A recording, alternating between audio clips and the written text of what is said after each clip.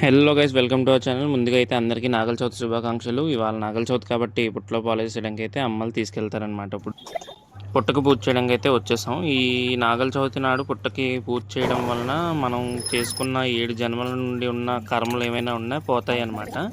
ఎటువంటి నాగదోషాలు కానీ, కీడులు కానీ, పీడలు కానీ ఏమైనా ఉంటే పోతాయి అన్నమాట. ఇప్పుడైతే ఇక్కడి నుంచి వచ్చేసి నాగంతల్లి గుడికి వెళ్తున్నాం అనమాట. ఇక్కడి నుంచి నాగంతల్లి గుడి అయితే ఇంచుమించు 3 కిలోమీటర్స్ అయితే ఉంటుంది.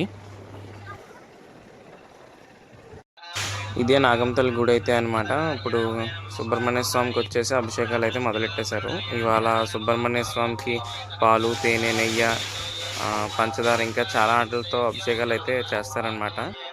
అక్కడ పూజ చేసేది అయితే మన శివాలయం గుడిలో పంతులు గారే అనమాట. ఇవాళ ఇక్కడ పూజ చేస్తున్నారు. ఇవాళ సుబ్రహ్మణ్య స్వామికి ఈ అభిషేకాలు చేయడం వల్ల ఏంటంటే, మనం ఎప్పుడైనా తెలియక చేసిన తప్పుల వల్ల నాగదోషాలు ఏమైనా తగిలి ఉంటే మాత్రం ఇవాళ పోతాయి అన్నమాట. ఇదైతే నాగంతల్లి గుడి చుట్టూ ఏరియా అనమాట. అక్కడైతే ఒక పెద్ద పుట్టు ఉంటుంది. అక్కడైతే అందరూ పూజ చేసుకుంటారు.